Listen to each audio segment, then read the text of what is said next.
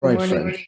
Good morning. I hope you all got, I assume you did. You all got the text, and we're going to look at the text now from this week's Parsha. Parshas Kedoshim, which has many, many commandments relating to social interaction between man and man. So the verse reads,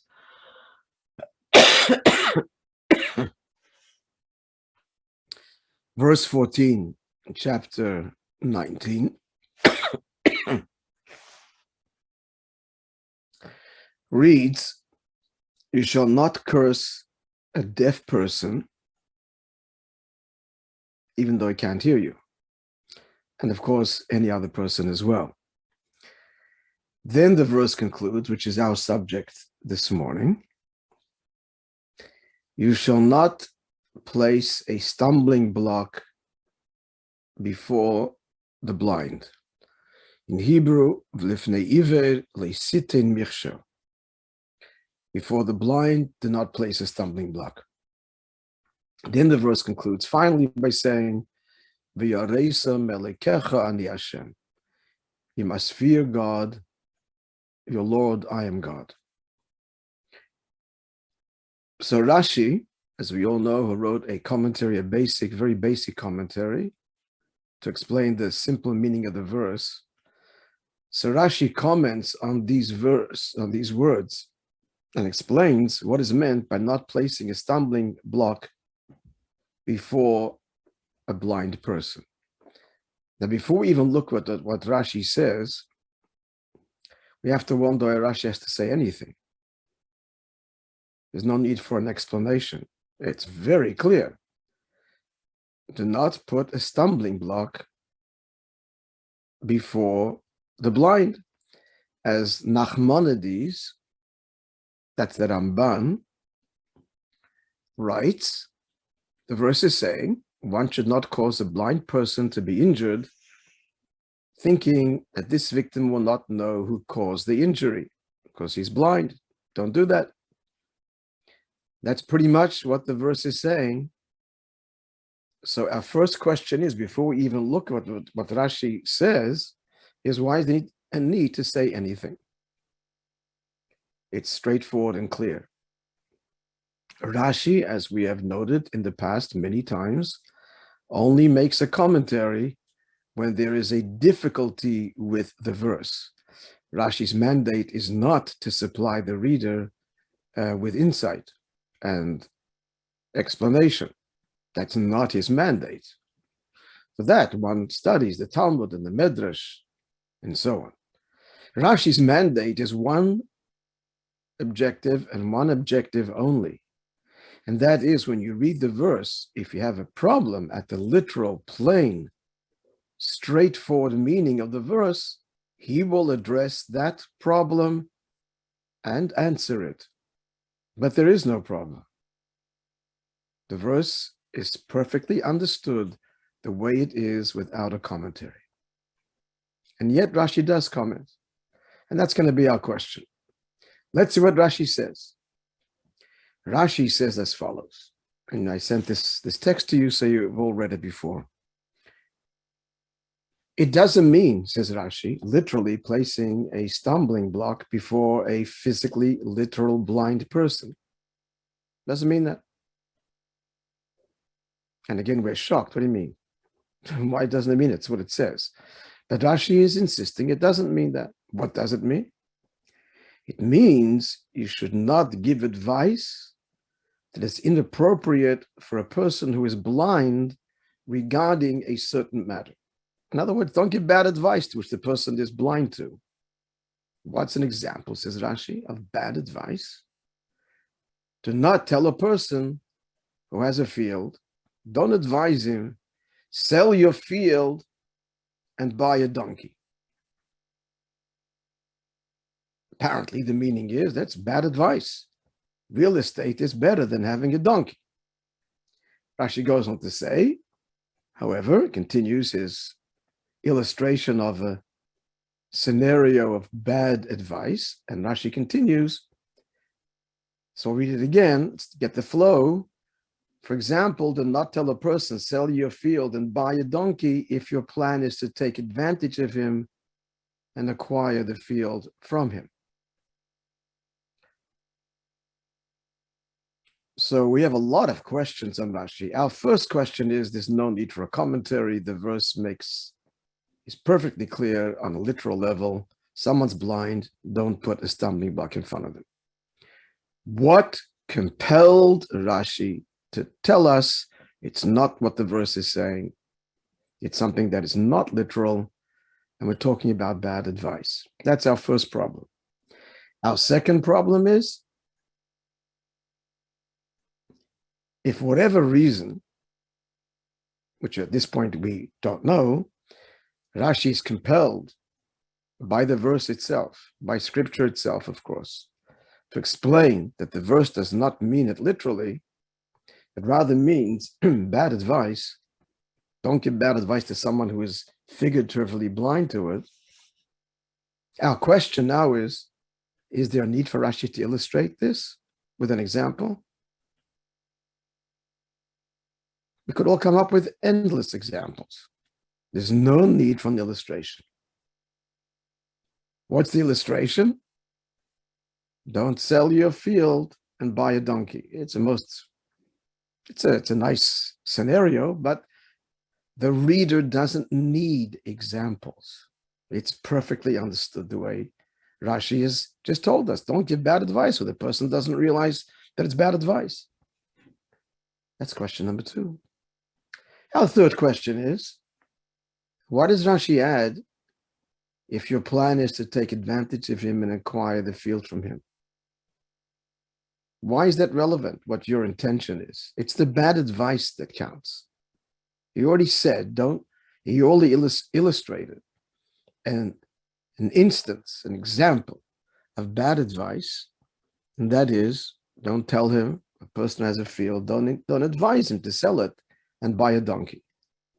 Why does Rashi have to add another whole dimension? If your plan is to take advantage of him and acquire the field, and if your plan is not to take advantage, still bad advice. So what is Rashi saying? It's entirely puzzling.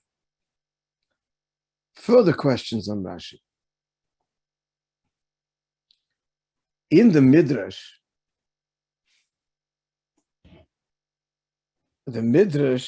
gives other illustrations of bad advice. Now, the fact that the Midrash, explains the verse to be talking about bad advice rather than literal, we have no question with that, no qualms with that. That's the job of the Midrash, to explain the verse on a deeper level than the simple level. Our whole problem is, why is Rashi dipping into the Midrash when at the pshat level, the literal level, it's perfectly understood? Now, our problems intensify when we look at the Midrash that Rashi is quoting from.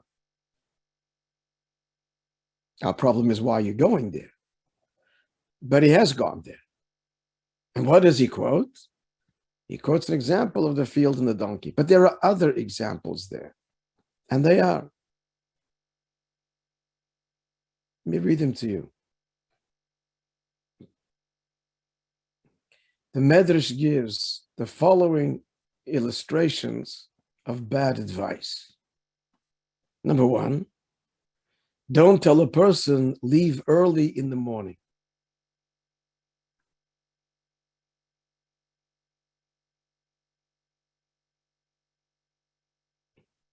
Because leaving in the morning is bad, because that's when bandits are still on the prowl, and he could be attacked on his journey. So it's not a good idea. It sounds like it's a good idea to get an early start on your journey, but in those days, you want to travel when it's broad daylight, so the chances of being robbed are less. So that's an example of bad advice where the person is blind to it, because on one level, it seems like good advice, get an early start, leave early when it's still dark, but it's really bad advice because he is more prey to bandits. Another example given by the Midrash is,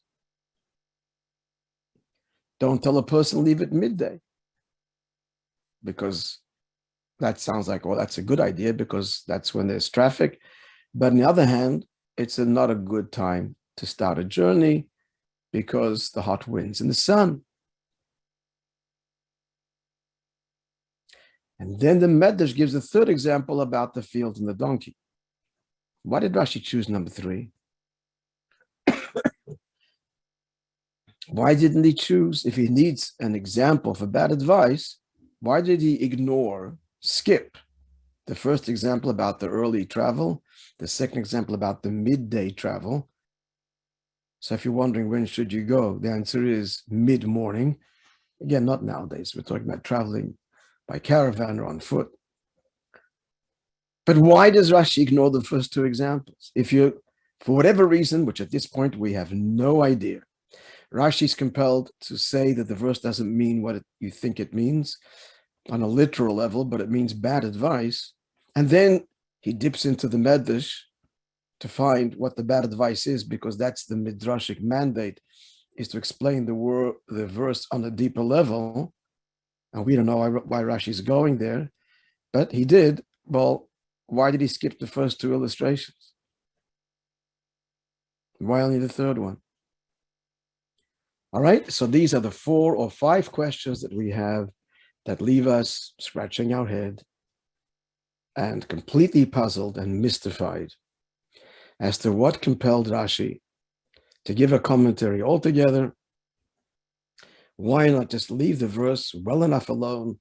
Every child understands what it means. Don't put a stumbling block before the blind. The Ramban, no less, explains the verse that way. Why give an illustration altogether? Everybody can think of endless examples. And the illustration that he gives is number 3 from the Medrash. Give the first one. That would be logical. The first illustration. For example, don't tell a person to leave early in the morning. Now the answer to all of the above. The answer to what compels Rashi at the literal level to tell the reader that does not mean a stumbling block before the blind, but rather bad advice, and the person is figuratively blind. What compelled Rashi? The following. We already learned in the book of Exodus, in Sefer Shmos, Parsha Mishpatim, chapter 21, verses 33-34 as follows, and I will quote from the Torah. If a person opens the cover of a pit in the public domain, or if a person digs an existing pit and makes it larger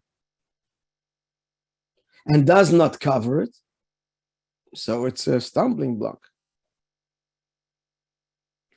And then an ox or a donkey or any other animal falls into it, the one responsible for the pit, for digging it or enlarging it and not covering it, must pay compensation, either giving money to its owner or any produce of value. So already we learned in Parsha Shmos that you can't put a stumbling block before someone who doesn't see it. Even if his animal gets hurt, you have to pay. How much more so if a person gets hurt? You have to pay for damages and all kinds of things. So since we already learned in Parshas Mishpatim that you can't put a stumbling block before the blind, for the one who cannot see it, even if they're not physically blind, but they're blind because you're walking in the street, you don't see what's in front of you. So it's obvious that you can't do this. It's clearly stated already in Parshas Mishpatim. Why is the Torah repeating the same law again? And that's what compelled Rashi to explain to us it's not the same law again. Now we're talking about bad advice.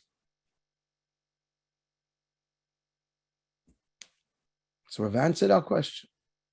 What compelled Rashi to explain our verse in this week's Torah portion, where it says, do not place a stumbling block before the blind, that it doesn't mean it literally?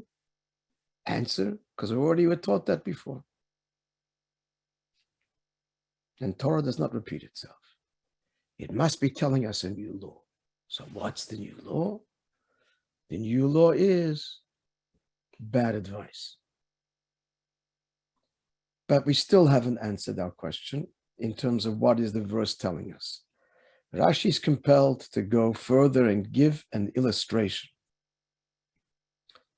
What compels Rashi to give an illustration for bad advice when we could all surely come up with scenarios of bad advice? Like the Midrash, don't tell someone to sit out early in the morning. Sounds good, but it's bad advice. Don't travel when it's still dark. Or many other examples from everyday life.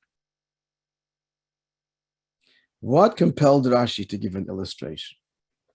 And why such an illustration about the field and the donkey?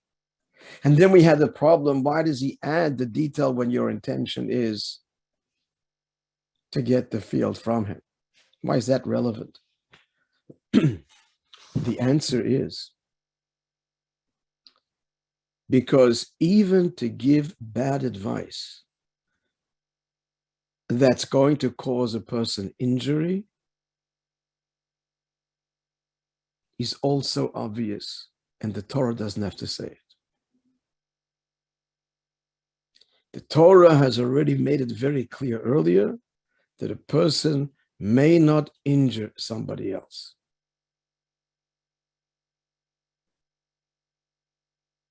And there's no difference whether it's a hole in the ground that the person didn't notice, or they didn't notice or realize that the advice is bad. The Torah doesn't have to say that. Again, it's already stated. Therefore,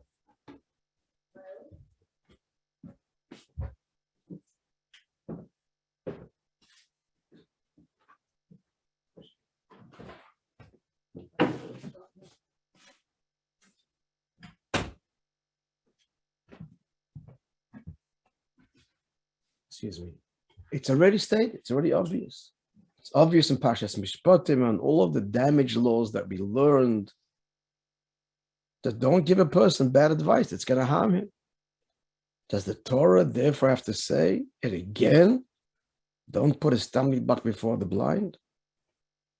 So it's not literal. It means bad advice. But even that's obvious. Therefore, Rashi has to continue and give us this example only, and could not give the example of leaving early or leaving during midday, where it's injurious for the person. He's putting himself in danger, either robbers or being sunstroke. That's obvious. That not need be stated here. Nuvaden. So what is the Torah telling us? Rashi has to explain it to us. So number one, says Rashi, it's bad advice. Okay, that's obvious. However, the Torah means a unique case of bad advice. What's the unique case? Now, friends, you and I assumed, this was our error, that the advice to sell your field and buy a donkey is bad. But the truth is, it isn't necessarily bad. Each one has its virtue. Real estate has its virtue. A donkey, which is used for transportation, has its virtues. In terms of parnasa, a field, you only, right? So many things. Much more work that goes into a field than hiring out your donkey as a means of transportation. It's much less labor intensive. A field only gives you profit once a year. After all of this work, when you sell the produce, the donkey can be leased and rented and put to work year round. It's advantages. There's advantages to real estate, and there's advantages to commodities. So not necessarily, for some people, it could be better. It depends on their nature and income. It's a whole many factors. It could well be. That's good advice for you, your stage in life and your age, and who knows what. Forget the farming. Buy a donkey and you rent it out like a taxi. You rent it out. So what's the problem? The Torah saying is like this, friends. We're talking in a case where, in fact, it is good advice. Then what's the problem? Then what's the problem? The Torah is saying, but your intention is not his benefit. You want the field. Oh, this is an incredible new law. This is a new law that's not written anywhere else in the Torah before. It's a new law we would never know unless the Torah told it to us right here. And what's that? Don't give advice to someone, even if it's good, and they're blind to what? What are they blind to? They're blind to your intention. They think, this person thinks you're telling him this because you're concerned and you love them and you really mean yourself. You hear? This is amazing. Rashi says this is what the verse is saying because all the other explanations are obvious and we know them already. This is a new verse with a new commandment. Don't tell someone, for example, sell your field and buy a donkey when really your only intent is you want the field. If you'd go to the person and say, look here, I want to buy your field. I also happen to think that for you, it's a good idea to sell your field and go into commodities and get out of farming and real estate. Good? That's okay, because you were honest with your intention. The Torah, when it says a stumbling block before the blind, it's not that he's going to be hurt. He's blind to your intention. That's the hurt. He thinks, wow, what a wonderful friend, and you are using him. That's the prohibition. And that is the only possible meaning of the verse at the literal level, because all of the other literal understandings we already know. And the Torah wouldn't have to, the Torah doesn't repeat itself. And that answers all our questions. That answers why Rashi has to make a commentary. That answers why he can only give this example, not the examples that the Medrash gave, because they're injurious, and that's also obvious. Bad advice, he's going to get hurt or she's going to get hurt. It's obvious, you can't damage another person. Can't hurt another person. But I might think, what's so terrible if the advice I'm giving is good for them? But I just have my agenda in mind. And I keep that. They're blind to that. What's wrong? I gain, they gain. All is good in the world. No, says the Torah. And that's why the verse concludes with V'yareisa melekecha ni Hashem. You shall fear God, your Lord, I am God. Why all of a sudden it comes to this commandment is 613 commandments. And they don't conclude with, don't do this and this. Fear your Lord, I am God. Pusepes do. Why here? Answer.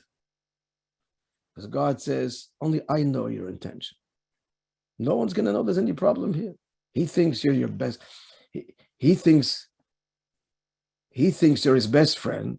You got the field that you want. Everybody's happy, and God knows the deception. God knows the deception. Therefore concludes, Fear God, because the only one, no one's going to know the truth of what your intention is. I know. Don't do it. Because, why not? Because you're abusing a precious friendship. This is how far honesty has to be in relationships, friends.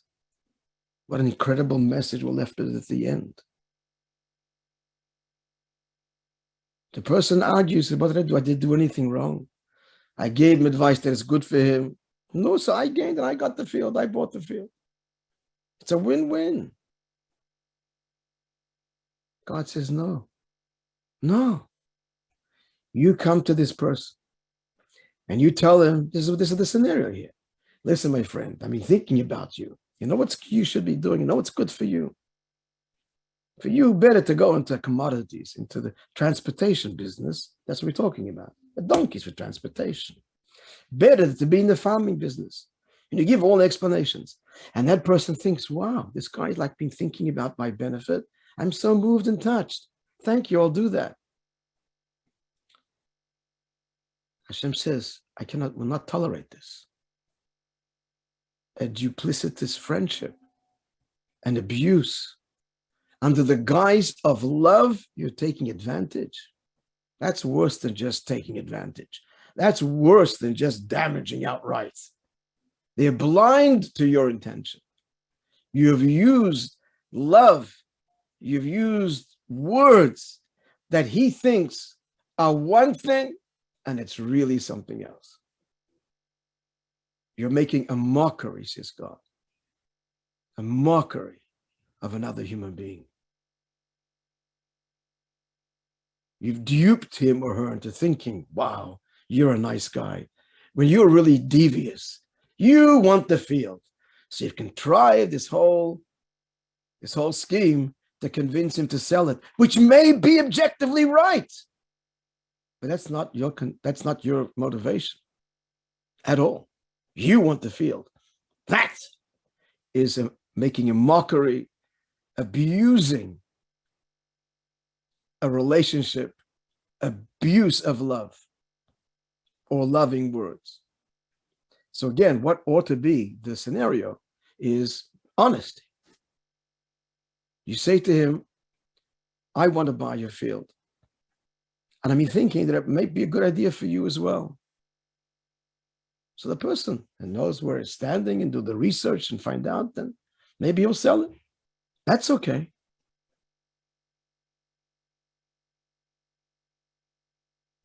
I'm actually thinking as I'm talking to you, maybe not so kosher either. What you should just come out and say is, I'd like to buy your field. Do you want to sell it? That's it. Let them find out whether it's... Okay, you may add, if you add the word, it might be good for you to sell. It might be. Do your research. Maybe it's better for you to go into transportation. Do your research. But me, I want to buy your field. That's all right. That's honesty. You're not pretending this is any act of love, or you're thinking it's purely business and you want to buy the field. What God strongly objects to and prohibits and says, no one will catch you on this because no one knows it's in your heart. But I do, is in your intention. You're saying words that appear to be interest and love, but you mean yourself. You're abusing another human being. You're abusing friendship. And that's prohibited. So we have concluded a very